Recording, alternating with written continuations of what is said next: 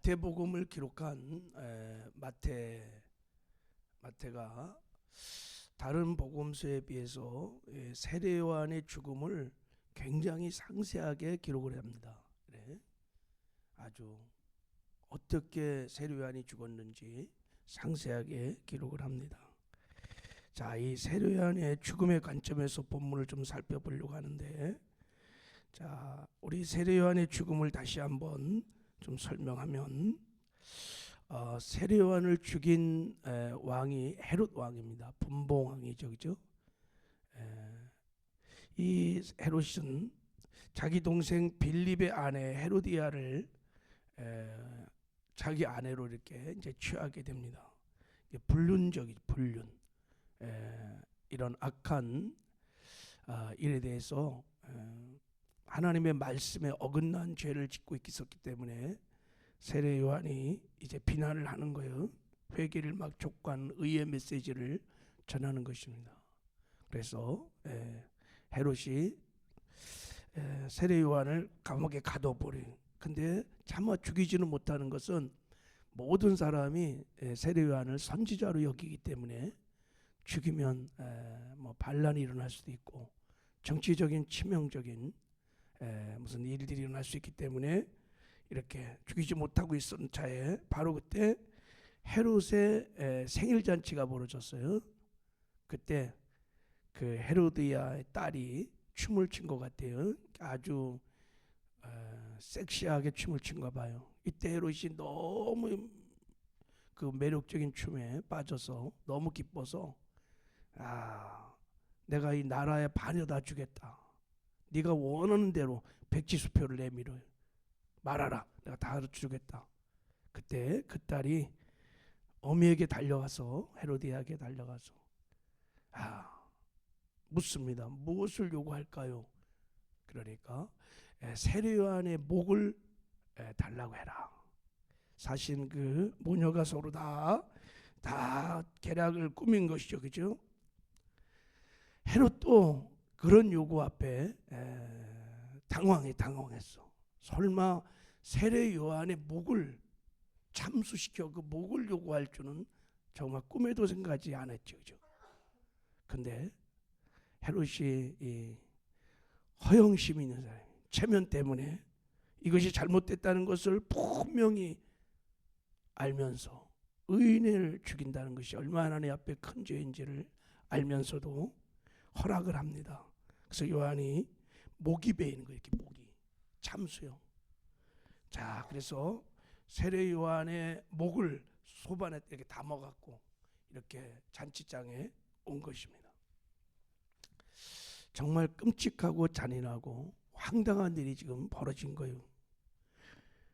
위대한 선지자가 한 악한 권력자의 생일 잔치에 희생 제물이 된 것입니다. 그러니까 헤롯의 생일 잔치의 이벤트야. 흥을 돋구는 볼거리로 세례 요한이 죽은 거예요. 그때 세례 나이가 33이었습니다. 비참하게 젊은 나이에 생애를 마감했습니다. 어떻게 이런 일이 있을 수 있을까? 세례 요한의 죽음을 그냥 인간적인 관점에서 보면 너무 허무하고 또 너무 억울하고 어떻게 보면 너무 수치스럽고 부끄러운 죽음을 당한 것입니다. 예수님께서 여자가 낳은 자 중에 가장 큰 자라고 칭찬했던 의인 중에 의인이었던 세례 요한의 최후가 어떻게 이렇게 끝날 수 있을까 이런 생각이 듭니다. 그리고 예수님은 그렇게 능력이 많으신데 왜 세례 요한을 헤롯 왕으로부터 구원해 주지 않았을까 이런 의문도 듭니다. 그냥 우리가 어제 설교로 마치고 가면 이 본문을 읽으면서 세례 요한은 인간 눈으로 보면 세상 말로 이거 정말 개죽음을 당했구나 이런 생각이 듭니다. 자, 여러분 어떠세요? 세례 요한의 죽음을 여러분 어떻게 생각하십니까? 자, 12절에 보면 자, 요한의 제자들이 와서 시체를 가져다가 장사하고 가서 예수께 아뢰니라, 이런 말씀이 있습니다. 그러니까 예수님께 세례요한이 어떻게 죽었다는 것을 그 제자들이 말을 한단 말이죠. 예수님은 세례요한의 죽음을 어떻게 생각했을까? 자, 세례요한의 죽음은 악한 왕의 생일잔치에 흥을 돋구는 볼거리 정도의 그런 정말 세상 말로 개죽음이었는가? 아무 의미도 없고 가치도 없는 그런 죽음이었는가? 결코 아닙니다. 세례요한은 분명히 기독교 역사에 있어서 영원히 기억되고 추앙을 받을 만한 위대한 순교자였습니다. 그의 죽음은 위대한 죽음이었습니다. 그래서 우리 한번 이 세례요한의 죽음의 의미를 한번 생각해 보려고 하는 것입니다. 자, 먼저 세례요한의 죽음은 의를 위하여 죽은 정말 복되고 복된 죽음이라는 거예요. 마태 기자는 이것을 지금 우리에게 말씀하려고 이 14장에 세례요한의 죽음의 과정을 자세하게 기록하여 편집했다는 것을 우리가 금방 알 수 있습니다. 자, 마태는 마태복음을 쭉 보면 마태는 예수님이 천국 복음을 전파하고 하나님 나라가 확장할 때마다 동시에 예수님의 적대자들의 반대가 얼마나 강하게 일어난지를 늘 이렇게 알립니다. 그러니까 천국 복음이 전파할 때마다 세상의 핍박과 박해가 일어난다는 거예요. 자, 예를 들어서 마태복음 12장을 보면요, 바리새인들이 막 예수님이 귀신을 쫓고 병자를 고치는 그런 엄청난 능력을 귀신의 왕 바알세불이 힘입어서 하는 거라고 맹비난을 합니다. 그리고 네가 메시아라는 증거를 보여달라고 막 예수님을 핍박하고 거부하고, 더 심하게는 예수님의 가족들이 예수님을 미쳤다고 하고 고향 사람들도 다 예수를 막 철저하게 배척합니다. 그러니까 많은 박해와 핍박이 있었다는 거예요. 자, 14장에 들어와서도 헤롯 안티바스 같은 이런 악한 왕이 일어나서 세례요한을 이렇게 비참하게 처형하고 예수님의 이 공생의 구원의 사역을 반대하는 것을 보여줍니다. 자, 그리고 이 세례요한이 죽은 이후에 여러분 큰 무리가 예수를 따랐고 예수님이 그들을 막 다 치료하고 회복해 주시고 축자연적인 오병의 기적을 막 일으키셔서 당신의 메시아됨을 강력하게 드러내십니다. 자, 이것은 마태가 일부러 우리에게 주고 싶은 메시지가 있어서 의도적으로 이렇게 편집을 계속 한 것입니다. 이렇게. 그러니까 복음의 역사에는, 구원의 역사에는 박해가 있다는 거요, 마귀와 세상의 핍박이 있다는 것입니다. 다시 말하면 여러분, 이런 핍박과 박해가 있다는 것은 복음이 전파되고 구원의 역사가 일어나고 있다는 증거라는 거예요.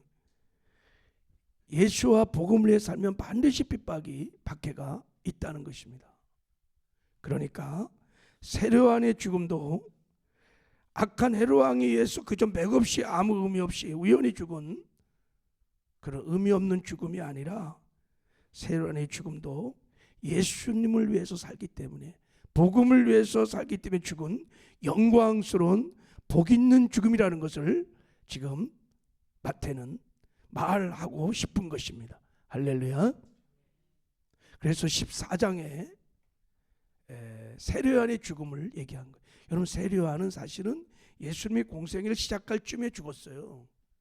근데 14장에 갑자기 세례요한의 죽음이 등장합니다.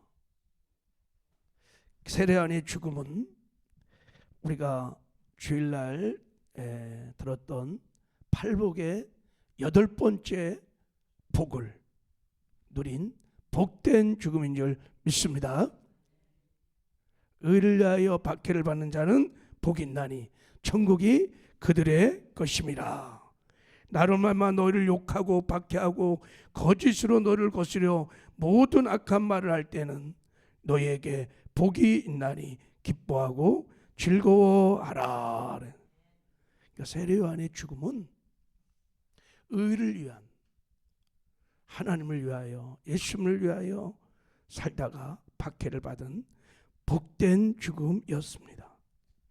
사실 세례 요한은 헤롯 왕이 하나님의 말씀을 어기고 불륜의 그런 동생 아내를 막취하는, 율법을 어기는 그런 불의한 죄악을 범하고 있을 때 그것을 책망하고 회개를 촉구하다가 체포돼서 감옥에 갇혔다가 죽은 거예요. 만약에 세례 요한이 눈 감아 버렸다면, 그리고 한두 번 권면하다가 안 들면 왕이니까 자기가 단칼에 날아갈 수 있으니까 사람을 두려워해서 그만뒀다면 죽지 않았을 거예요. 근데 세례 요한은 사람을 두려워하지 않아요. 하나님만을 두려워함으로 끝까지 의의 메시지를 선포합니다. 그래서 결국은 죽은 거예요. 이것이 바로 의를 위하여 받는 박해, 죽음이었던 것입니다. 세례 요한은 의를 위하여 살다가 복된 순교의 죽음을 맞이할 수 있었던 것입니다. 세례 요한의 죽음이라는 것은 그러므로 세례 요한이 세상에 속한 자가 아니요 하늘에 속한 자라는, 정말 하나님을 제대로 믿었다는 주님의 제자라는 증거예요. 그리고 천국에서 칭찬과 상급과 멸관을 받을 수 있는 복 있는 사람이란 증거인 줄 믿습니다. 말씀드린 대로 주일날 보네포 목사님의 죽음과 세례 요한의 죽음이 비슷한 죽음이에요. 정말 하나님 보시기에 복되고 기뻐하고 즐거워할 죽음인 것입니다. 하나님이 세례 요한의 죽음을 사실은 막을 수도 있었죠. 거기서 건져낼 수도 있었지만 세례 요한의 영광을 위하여 안배하시고 허락하신 정말 복된 죽음인 줄 믿습니다. 우리도 세례 요한처럼 예수님과 복음을 위해서 기꺼이 박해와 핍박을 감수할 수 있는 복 있는 자들이 다 되시기를 주님의 이름으로 축복합니다. 우리 한 가지 더, 세례 요한의 죽음은 예수님의 죽음을 미리 보여주는, 예수님의 구원의 역사를 이루어가기 위해서 예수님을 드러내고 나타내는 구속사적인 죽음이었다는 것을 우리는 알 수 있습니다.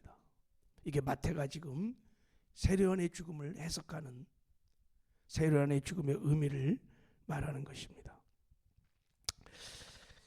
세례 요한의 사명이 뭐였냐면 예수님의 오실 길을 예비하고 사람들에게 예수님을 드러내고 나타내서 사람들을 예수님께로 인도하는 것이 세례 요한의 사명이었습니다. 그것을 위해서 세례 요한이 태어났습니다. 그래서 세례 요한이 사역하는 동안에 오직 예수님만 드러내고 나타내는 사역을 했습니다. 세례 요한은 절대로 자신을 드러내지 않았어요. 오직 메시아이신 예수님만 드러냈습니다. 그래서 예수님은 흥해야 되고 나는 쇠하여지리라.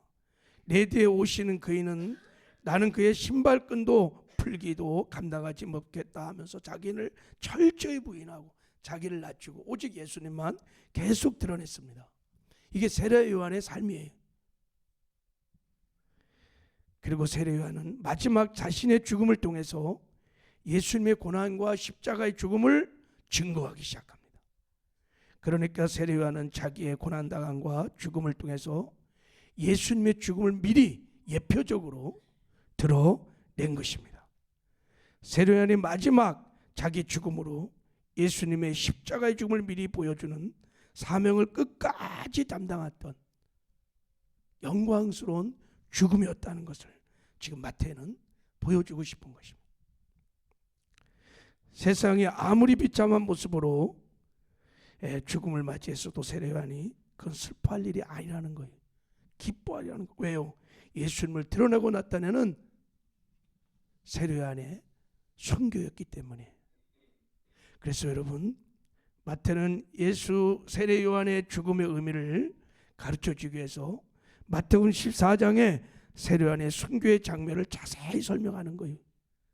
실제 세례 요한의 죽음과 예수님의 죽음을 비교해 보면 유사점이 굉장히 많습니다. 세례 요한도 예수님도 33살에 죽어요. 그리고 요한은 죄가 없었지만 주변의 압력으로 죽었고, 예수님도 마찬가지. 죄가 없었지만 막 군중들이 십자가에 못 박으라고 막 압력을 가하니까 빌라도가 마지못해서 내어줍니다.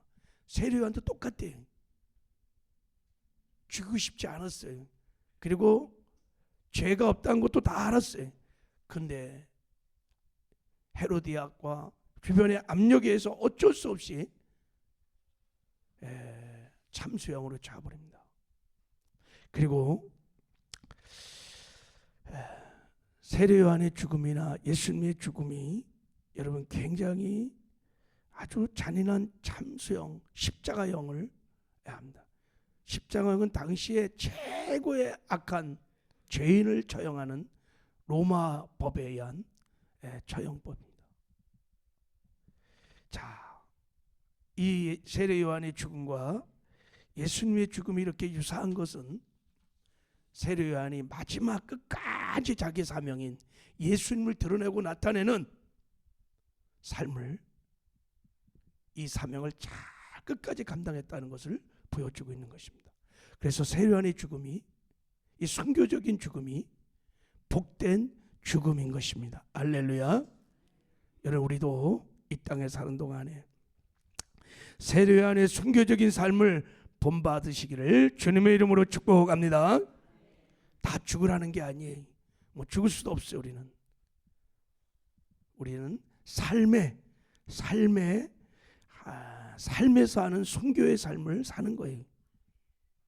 예수를 드러내고 나타나는 우리의 일상의 삶에서 우리는 선교자의 삶을 살아내야 될 줄 믿습니다. 어떻게 해요? 내가 그리스도와 함께 십자가에 못 박혀 죽었나니 그런즉 이제 내가 산 것 아니요 내 안에 그리스도가 사신 것을 믿으시길 바랍니다. 날마다 나는 죽었노라.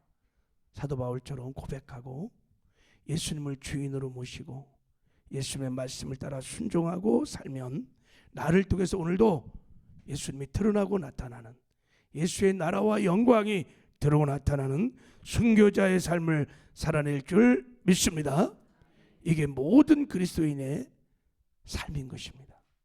오늘 여러분의 삶의 자리에서 예수님을 드러나 나타내는 순교자적인 삶을 살아내는 저와 여러분 되기를 주님의 이름으로 축복합니다.